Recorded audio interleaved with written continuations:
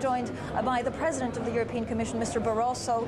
Thank you for joining us here on Bloomberg. It's been a very long night. These talks have finally brought fruit. We have this massive plan. Will it be enough to save the euro? We believe yes. We believe the markets have understood the determination. We'll do whatever is necessary to support the financial stability of the Eurozone. And I'm very happy that all the 27 governments, following a proposal made yesterday by the European Commission, were able to agree on that package.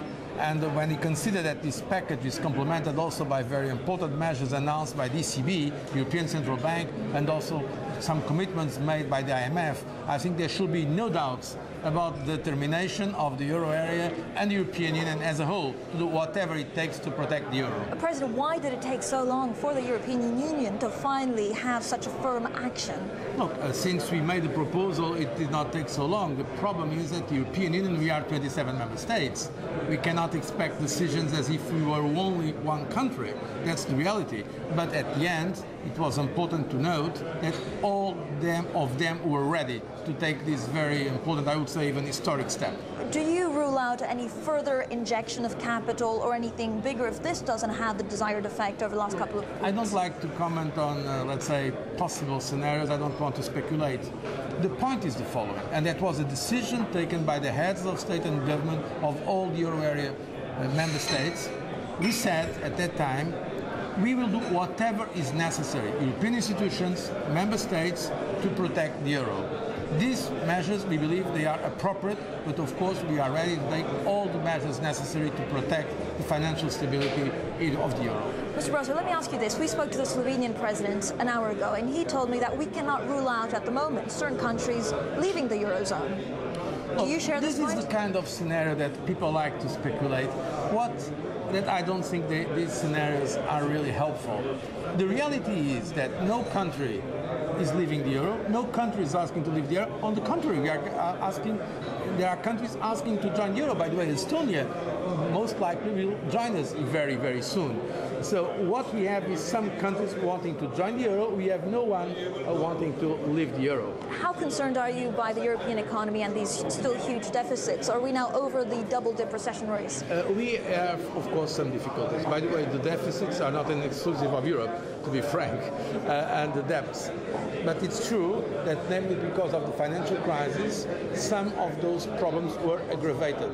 There were some stimulus to the economy, and that crisis has highlighted some structural weaknesses of some of our member states' economies, namely in terms of competitiveness. But I think this crisis is a very powerful reminder to do everything we can now to go ahead with our structural reforms, not only to address the problem of those imbalances in public finances, but to really go ahead with the structural reforms that are needed for increasing the potential growth in Europe. Does the Commission have to come down harder on countries which don't respect these deficit rules? We have always come harder.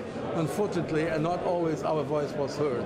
But in fact, the Commission has always launched excessive deficit procedures when the countries were not respecting the Stability and Growth Pact. And what I see now, and this is new, is a much stronger determination of the member states to support the strict enforcement of the Stability and Growth Pact. That was not always the case, to be frank. Yes, and this is exactly what I was going to ask you, especially Portugal, Spain and Italy. Are you confident that despite this pact, the fact that they've been more or less bailed out, they will implement the austerity measures that are needed? So far, those countries, except Greece, no one has asked for support.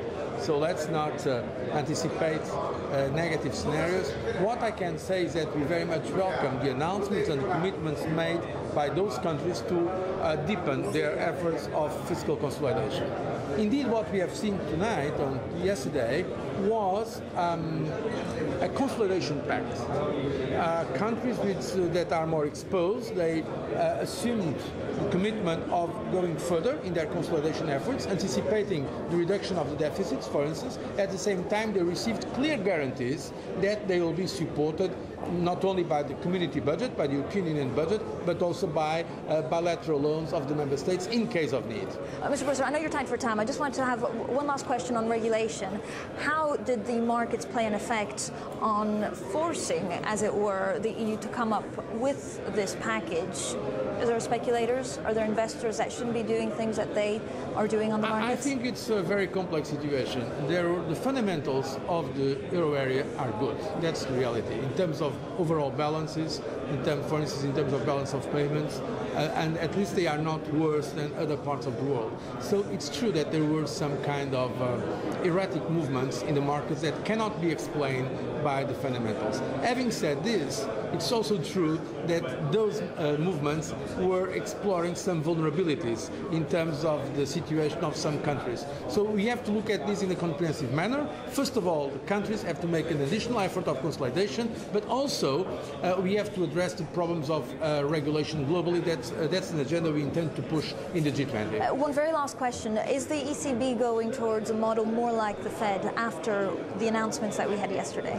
Look, I very much respect the independence of the European Central Bank. It's up to them to comment on that. What I can tell you is that I certainly welcome the announcements made by the ECB. We have expressed in our summit last Friday, I was there with President Trichet, our full confidence in the ECB, and I'm happy to see that once again the ECB has understood clearly the challenge and was ready to give its contribution.